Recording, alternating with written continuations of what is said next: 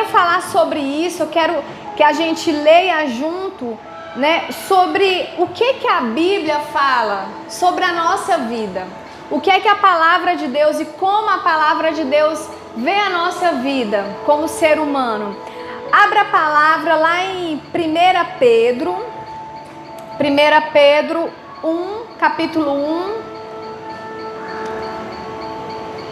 versículos 24 e 25.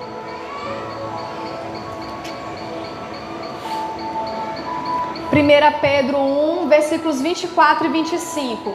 E é assim que Deus nos vê. Vamos lá? Diz assim: pois toda a carne é como a erva, e toda a sua glória como a flor da erva. Seca-se a erva e cai a sua flor. A palavra do Senhor, porém, permanece eternamente. Ora, esta é a palavra que vos foi evangelizada. Amém. Pode se assentar. Essa mesma passagem, ela está lá no Antigo Testamento. E aqui está dizendo como é que os céus e que a eternidade nos vê quanto a ser humano. Independente se a gente é crente ou não, todos nós somos assim. Essa carne, ela não é comparada, por exemplo, a uma castanheira, a uma oliveira. Dizem que lá em Israel tem oliveiras do tempo de Jesus, né? 2000 anos. Tem castanheiras aqui no Brasil que tem séculos e séculos. Mas a Bíblia não nos vê assim. A palavra diz que nós somos, a nossa carne, a humanidade é como uma erva do campo.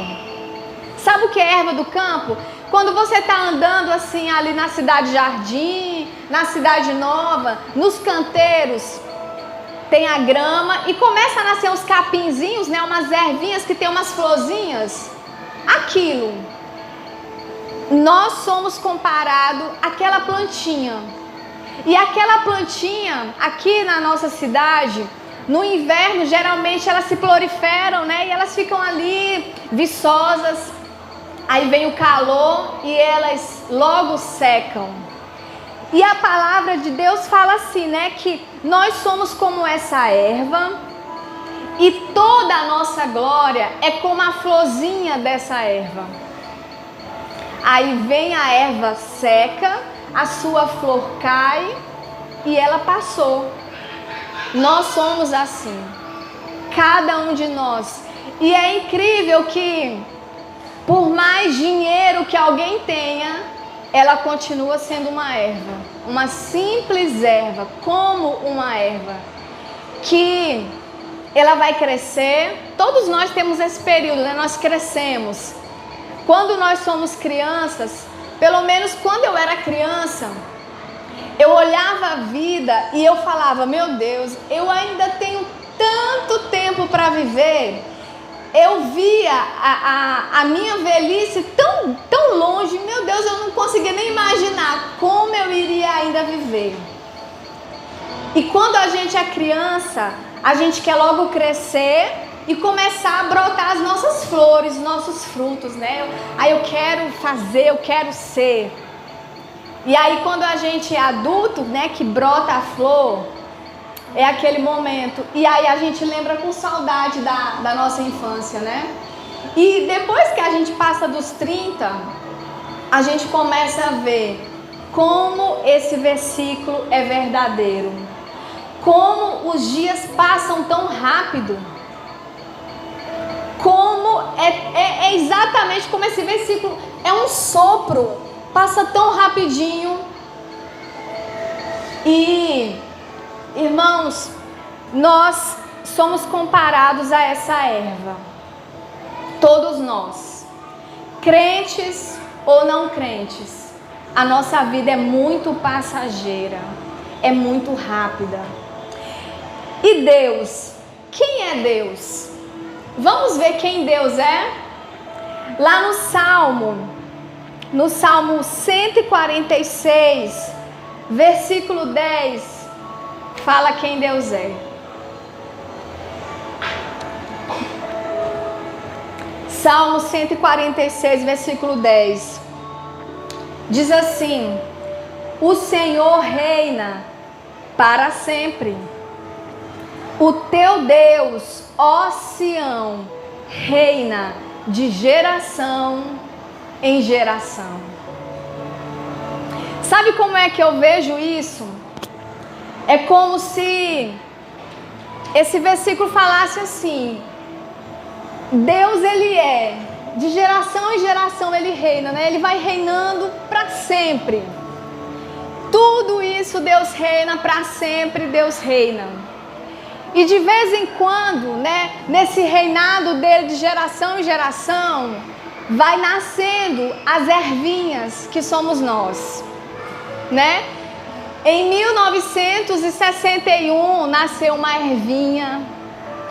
Em 1983 nasceu outra. Em 1975 nasceu uma. Em 2004 nasceu outra e vai nascendo, né?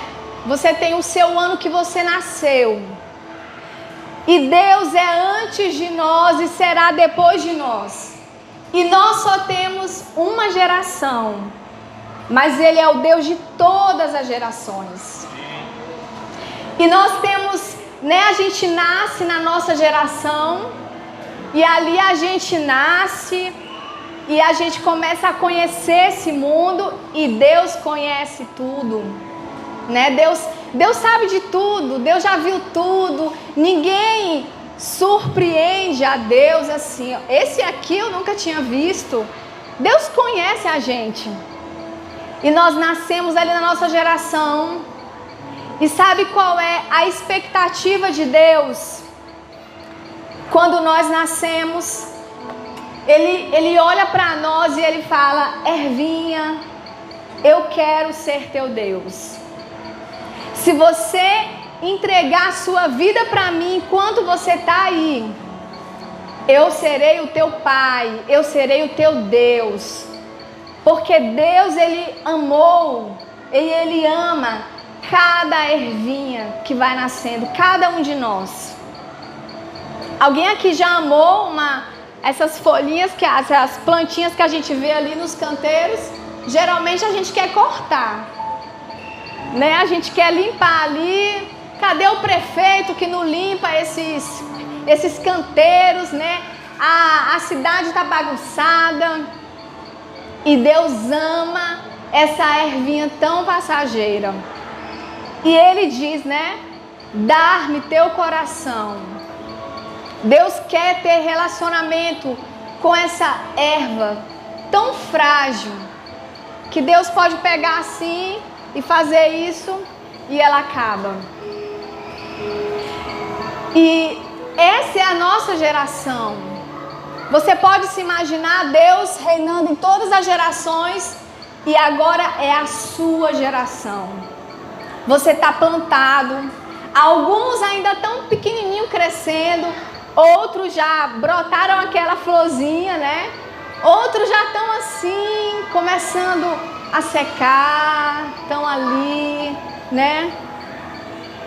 E Deus, Ele quer ter um relacionamento com a gente.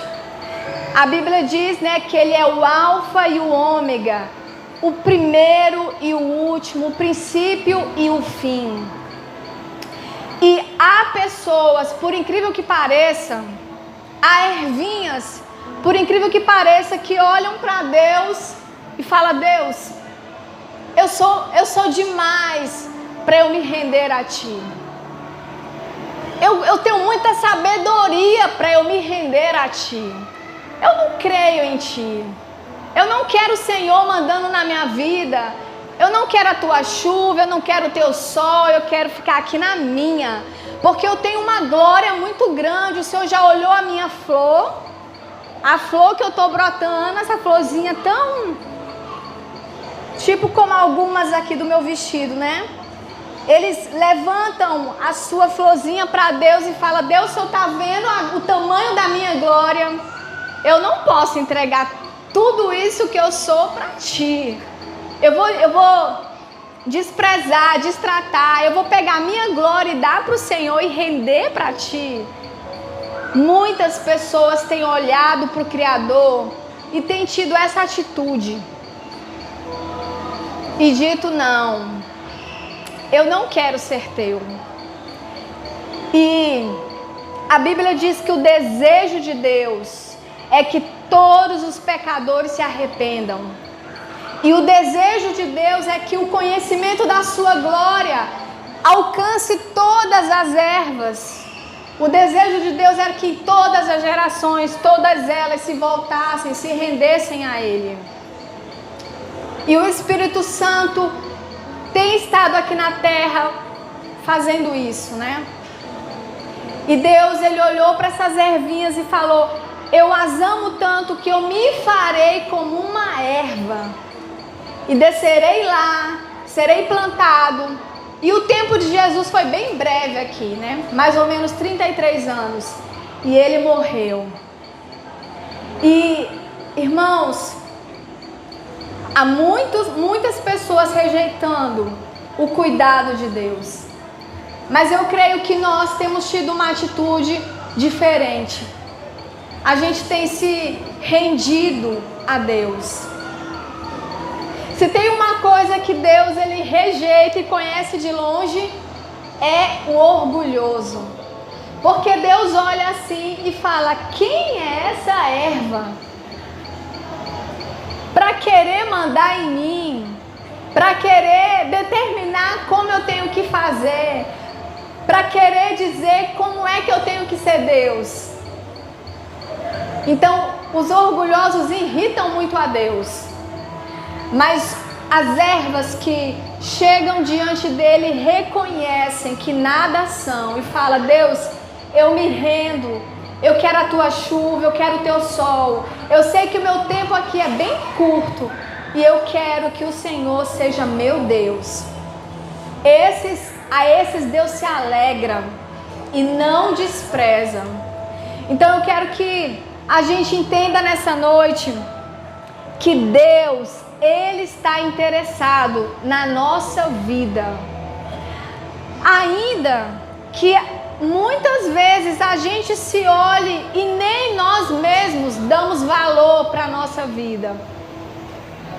Nem nós mesmos conseguimos ver: meu Deus, como é que Deus pode amar alguém como eu? Ele ama, Ele se importa, Ele tem um interesse legítimo. Deus, Ele é verdadeiramente interessado na nossa vida. Ele quer ser o nosso Deus. E agora, irmãos, eu quero ler com você um versículo que está lá também na carta de Pedro. É um versículo que eu amo muito. 1 Pedro, capítulo 4, versículo 2. Pedro, ele já falou lá, né, na primeira passagem, dizendo que nós somos como a erva. A gente tem uma vida muito curta. E aqui no versículo 2 ele fala assim: para que no tempo que vos resta na carne, já não vivais de acordo com as paixões dos homens, mas segundo a vontade de Deus. O que Pedro está falando aqui para nós é: olha, o tempo que falta para você viver aqui, não viva segundo as paixões dessa carne. Ou seja, não faça a sua própria vontade, mas faça a vontade de Deus. Não queira dirigir sua própria vida, faça a vontade de Deus. Não queira fazer planos, sabe, que não estão na mente, no coração de Deus. Deixa Deus cumprir a vontade dele na sua vida. E é isso que Pedro está falando. O tempo que resta para você, entrega todo esse tempo, todos esses anos que estão faltando para você. Entrega para Deus, entrega no controle de Deus. Deus está interessado nesses anos. Deus está interessado nesse tempo ainda que resta para nós. Sabe, às vezes a gente não para pensar nisso, né? Meu Deus, o tempo está passando. Quanto tempo eu ainda tenho? E outra coisa, Deus determinou um limite de 120 anos. Só que a grande maioria, 99% não chega até lá. Não chega nem aos 20, aos 100. E ainda existem pessoas que morrem cedo, né? Por acidentes, por alguma coisa. Então, nós não temos controle, nós não sabemos quanto tempo nos falta. Mas nós podemos tomar uma decisão. Viver cada dia que a gente acordar, a gente viver fazendo a vontade de Deus, fazendo para a glória de Deus aquele dia na nossa vida. Eu estava há uns dias atrás aí, porque desde há 15, 20 anos atrás, eu dançava assim muito para Deus, né? Fazia muitas danças na igreja. E foi muito bom tudo isso, né? Eu sempre chamava as crianças da igreja e a gente fazia muitas danças para Deus e tal. E aí eu parei assim, falei, não dá mais para eu ficar dançando, né? Já passou essa época. Esse negócio de dança é para criança, adolescente. E aí, eu lembro que eu dançava assim um culto todinho e nem cansava. E aí, eu estava ensinando as crianças aqui da igreja, aí eu ensinava os passos para elas, né? Crianças, se ajoelhem assim. Aí eu, meu Deus, agora eu sinto o joelho. Meu Deus do céu, eu não consigo mais assim dar aqueles pulos, aquele salto. Aí eu, meu Deus, é verdade que o corpo da gente, ele vai se limitando e nós não somos mais os mesmos. É verdade que a erva, cada dia que passa, ela vai perdendo, vai caindo uma pétala. Nós somos assim. E aí eu falei, meu Deus, enquanto eu tenho força, eu preciso dançar para Deus. Eu preciso pegar, né, o meu corpo e glorificar a Deus. Eu nunca deixei de dançar para Deus no meu quarto, né? Lá só eu e Deus, coloco um hino.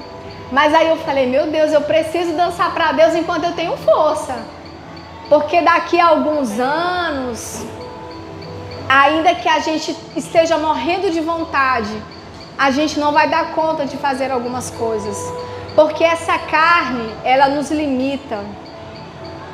Então, né, aproveite a força que você tem, os dias que Deus está te dando e faça, viva, né? Vamos viver esses dias para a glória do Senhor, fazendo a vontade de Deus, dando para Ele a glória de tudo que Ele já nos deu. E assim, meus irmãos, nós precisamos deixar um legado. Legado é quando alguém vem aqui para a terra, faz alguma coisa tão boa, que mesmo depois que ela se vai, os frutos continuam. Mesmo depois que elas se vão.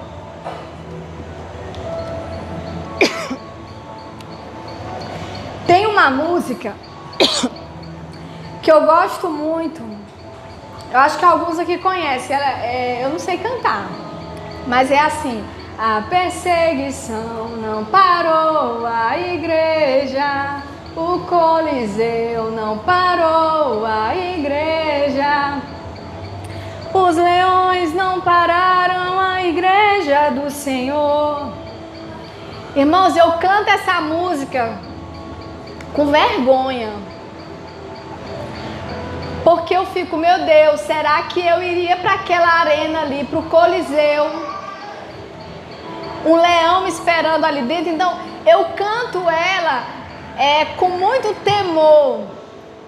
E eu já agradeci muitas vezes a Deus, Senhor, obrigada por cada irmão que foi comido por leões no Coliseu. Eles enfrentaram leões para o Evangelho avançar. O legado deles, o Coliseu, está só as ruínas, mas a igreja está de pé. Nós somos o legado de Jesus. A Bíblia diz que depois que ele morresse e sofresse, ele iria olhar para o fruto do seu trabalho, do seu penoso trabalho, e iria se alegrar. Então, nós precisamos deixar um legado. Ah, Sâmia, o que é que eu vou fazer? Não precisa você inventar o foguete. Deixa o legado na vida de alguém, numa família. Mude a história de alguém. Não precisa você ter milhões para mudar a história de alguém. Às vezes é só uma palavra de sabedoria, um conselho pode mudar uma vida. Então o que Deus nos chama é Ervinha, enquanto você estiver aí, o tempo que te resta aí, deixa um legado para quem estiver à sua volta. Dissemina a minha vida, porque Deus, ele tem vida em nós, a vida de Deus está dentro de nós. E outra coisa que a Bíblia nos manda, ela nos manda a juntar tesouros no céu, onde não tem ladrão, onde não tem traça. Gente, quem aqui nunca teve uma conversa na mesa? Eu acho que toda a família já teve essa conversa.